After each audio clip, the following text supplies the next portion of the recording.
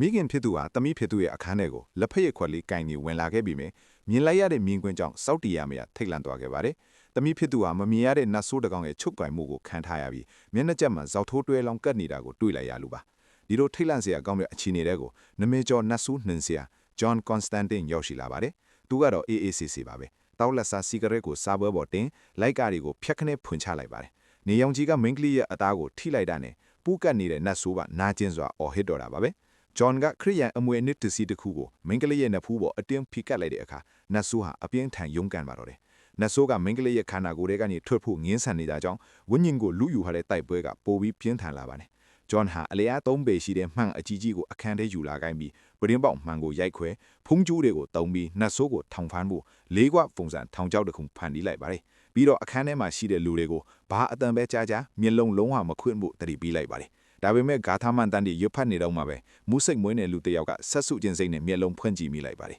။အဲ့ဒီအခါနာမှာပဲနတ်ဆိုးကသူ့ရဲ့အသက်ဓာတ်ကိုစုပ်ယူလိုက်တာကြောင့်အဲ့ဒီလူဟာမျက်ရှိရှည်တဲ့မြေမုံဖက်သွားတယ်ပါတယ်။ဂျွန်ကတော့အစွမ်းကုန်ရုန်းကန်နေတဲ့မိန်းကလေးကိုမွေးရကိုဖိထားပြီးဂါထာကိုအဆုံးထိရွတ်ဆိုလိုက်ပါတယ်။နောက်ဆုံးမှာတော့ဂျွန်ဟာသူ့ရဲ့အားအင်ရှိသမျှအသုံးပြီးနတ်ဆိုးပူးကတ်သွားတဲ့မှန်ချက်ကိုပရင်ပေါက်ကနေလမ်းမပေါ်ကိုလွှင့်ပစ်လိုက်ပါတယ်။မှန်ချက်ကလမ်းပေါ်မှာအစိတ်စိတ်အမွားမွားကွဲအပ်သွားတာနဲ့အမျှနတ်ဆိုးလည်းပျက်စီးသွားပြီးမိန်းကလေးလည်းပြန်နိုးလာခဲ့ပါတယ်။ဂျွန်ဟာအခန်းထဲကမထွက်ခင်နေရန်ပေါ်မှာလှန်ပုံစံထူးဆန်းတဲ့ပုံတစ်ပုံကိုတွေ့သွားပါတယ်။ငရဲရဲ့ရှေးအောင်စီးရန်ဒီကျိုးပြက်နေပြီးနတ်ဆိုးတွေဟာလူလောကတဲကိုရုတ်ခန္ဓာနဲ့ဝင်ရောက်ထိုးစ조사နေတာကိုသူသဘောပေါက်သွားပါတယ်။ဒါဟာကဘာပြက်ကရဲ့နမိတ်ပါပဲ။ဂျွန်ဟာဒီအခြေအနေကိုရင်ဆိုင်ဖို့လက်နက်တိုက်ထဲကဒီအစွမ်းထက်တဲ့ရေမန်းတွေနဲ့နတ်ဆိုးတတ်တနတ်တွေကိုယူဆောင်ခဲ့ပါတယ်။ဒါပေမဲ့ဂျွန်ကိုရင်ကလည်းအဆုတ်ကန်ဆာနဲ့တေဂာနီချိနေပြီးရှင်တန်ဖို့တောင်းလာပဲလိုပါတော့တယ်။ဆီလာမွင်ရဲ့သတိပေးချက်ကိုဂရုမစိုက်ပဲသူကတော့စီဂရက်ကိုပဲဆက်တောင်းနေခဲ့ပါတယ်။သူဟာတက်တန်းတိုးပေးဖို့ဂေဘရီယယ်ဆိုတဲ့ကောင်းငင်တမန်စီမှာတွားရောက်တောင်းပန်ပေမဲ့ဂေဘရီယယ်ကအေးဆက်စွာပဲ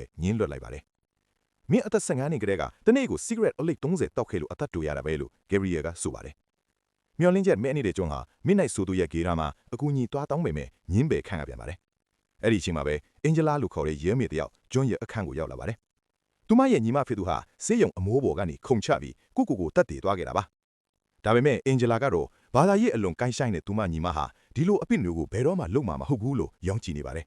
။အင်ဂျလာအပင်ကိုထွက်လိုက်တာနဲ့နတ်ဆိုးအုပ်ကြီးကသူမကိုဝိုင်းအောင်တိုက်ခိုက်ပါတော့တယ်။ဂျွန်ကအချင်းပြီးရောက်လာပြီးရှေးဟောင်းပစ္စည်းတစ်ခုနဲ့နတ်ဆိုးတွေကိုမောင်းထုတ်ပေးခဲ့ပါတယ်။သူတို့လိုက်နေတာကျမကိုမဟုတ်ထင်နဲ့။ကျမညီမကတော့ကိုတက်တည်မှာမဟုတ်ဘူးဆိုတာသိကြတယ်လို့အင်ဂျလာကပြောပါတယ်။ဂျွန်ကလည်းဒါဆိုရင်မင်းညီမကောင်းငင်ပေါ်မှာရှိမရှိကြည့်ရအောင်လို့ပြန်ပြောလိုက်ပါတယ်။ဒီကြောက်စရာကောင်းတဲ့အမှန်တရားကိုသိနိုင်ဖို့အတွက်သူတို့နှစ်ယောက်ဟာအသက်ရှင်လျက်နဲ့ငရဲတကားကိုဖွင့်ပြီးဝင်ရောက်ဖို့ပြင်ဆင်ကြပါတော့တယ်